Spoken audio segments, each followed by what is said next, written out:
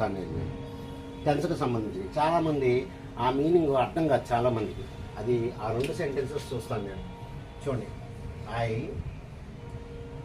Saw, I saw, I have seen, I have seen.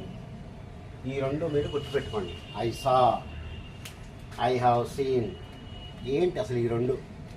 చూడండి, I saw కాబట్టి దీన్ని నేను పాస్ట్ టెన్స్ అని చెప్పి రాస్తాను. నేను పాస్ట్ టెన్స్ అని చెప్పి రాస్తాను. మరి ఇక్కడ మీకు హ్యావ్ అనేది కనబడుతుంది. హ్యావ్ అనేది ఏంటంటే ప్రజెంట్ టెన్స్. హ్యావ్ అనేది ఏంటి మీకు ప్రజెంట్ టెన్స్.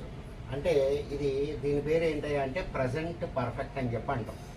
ప్రజెంట్ పర్ఫెక్ట్ 2 దగ్గర దగ్గర ఒకేలాగా ఉండటం వల్ల చాలామంది కన్ఫ్యూజ్ అయిపోతూ ఉంటారు.